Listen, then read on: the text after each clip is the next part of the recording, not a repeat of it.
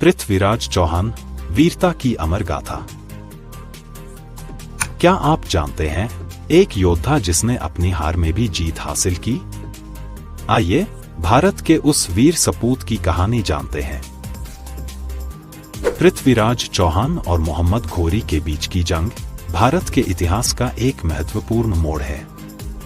घोरी ने भारत पर कब्जा करने की ठानी थी, लेकिन पृथ्वीराज उसकी राह में चट्टान बनकर खड़े रहे।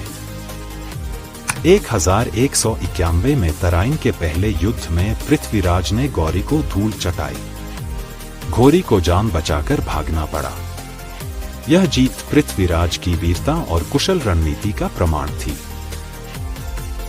लेकिन 1192 में घोरी फिर लौटा और इस बार उसने पृथ्वीराज को हरा दिया।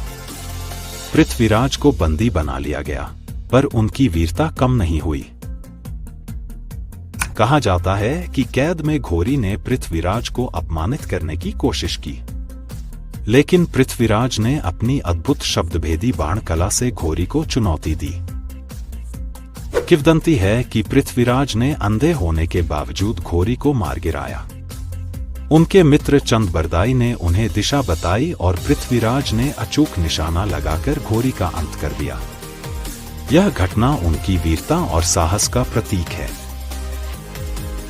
पृथ्वीराज चौहान की कहानी हमें सिखाती है कि हार मानने से इनकार करना और अपने सिद्धांतों के लिए खड़े रहना कितना महत्वपूर्ण है। उनकी वीरता आज भी हमें प्रेरित करती है।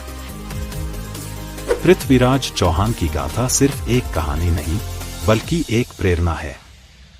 उनकी वीरता, साहस और बलिदान को हमेशा याद रखा जाएगा। अब आपकी बारी। पृथ्वीराज चौहान की इस वीरतापूर्ण कहानी को अपने दोस्तों के साथ शेयर करें और कमेंट में बताएं कि आपको उनकी कौन सी बात सबसे ज्यादा प्रेरित करती है। आइए मिलकर इस महान योद्धा को श्रद्धांजलि दें।